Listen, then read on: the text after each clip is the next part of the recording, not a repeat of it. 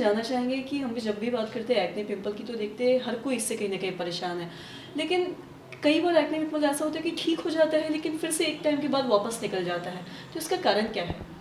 देखिए, हमने पहले भी डिस्कस किया है, एक्ने एक ऑयल ग्लैंड से जुड़ी हुई समस्या है, ये एक हार्मोनल इशू है। तो एक्ने अलग अलग एजेस में होते हैं। जैसे बच्चों, एकदम छोटे बच्चे होते हैं न्यूबॉर्न, उसमें भी एक्ने हो जाते हैं क्योंकि मदर के जो हार्मोन्स है उसका ब्रेस्ट फीडिंग की वजह से और डिलीवरी के टाइम उनके अंदर आ जाते हैं। उसके बाद वो अपने आप सबसाइड हो जाते हैं और जब एडोलेसेंट एज आती है, पीरियड्स आना शुरू हो जाते हैं या बॉडी में हार्मोनल चेंजेस शुरू हो जाते हैं, उसके बाद एक्ने आना कॉमन होता है। तो ये वाले जो एक्ने हैं हमारे टी जोन वाला एरिया है, फोरहेड और नोज़ वाला एरिया, वहाँ पे कॉमनली आते हैं। कभी कभी एक्ने के अलग अलग ग्रेड्स है, जैसे छोटे एक्ने को हम ब्लैक हेड वाइट हेड बोलते हैं, कभी कभी पस वाले दाने आते हैं, कभी कभी बड़े गुठली वाले दाने आते हैं और ये ठीक होने के प्रोसेस में दाग धब्बे छोड़ जाते हैं। तो कुछ लोगों को जनरली ग्रेड 1 ग्रेड 2 एक्ने आते हैं, कुछ समय तक रहते हैं, ठीक होते हैं। वो हार्मोन्स जो है इम्बैलेंसेस बॉडी में या हार्मोनल जो वेरिएशंस होते हैं पीरियड्स के साथ, उसके वजह से ये एक्ने प्रोन जिनकी टेंडेंसी है, जिसके वजह से ऑयली स्किन है, वो एक्ने बार बार आने की ये रहती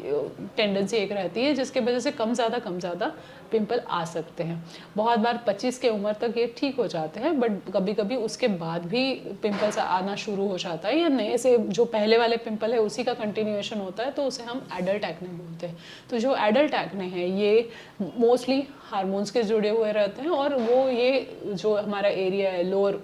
फेस का, वी जोन बोलते हैं, उसमें बहुत कॉमनली आते हैं। तो आपकी डाइट कैसी है? बहुत बार डाइट में जो ऑयली प्रोडक्ट्स है, जंक फूड्स है या डेयरी प्रोडक्ट्स से भी कभी कभी एक्ने ज़्यादा कॉमनली आ सकते हैं। बहुत सारे लोग जिम करते हैं, उसके लिए वे प्रोटीन पाउडर्स वगैरह लेते हैं, तो उसके वजह से भी एक्ने का फ्लेयर बढ़ जाता है। अगर आपकी स्किन केयर रूटीन प्रॉपर नहीं है, आप आपके स्किन के हिसाब से प्रोडक्ट्स यूज़ नहीं कर रहे, बहुत सारे प्रोडक्ट ये कोमेडोजेनिक रहते हैं या एक्ने प्रोन रहते हैं, तो बहुत सारे पेशेंट्स हमें हमेशा बता दें कि हमने ये प्रोडक्ट यूज़ किया और उसके बाद मेरे पिंपल्स बढ़ गए, या मेकअप जो है आप रिमूव नहीं करते या सही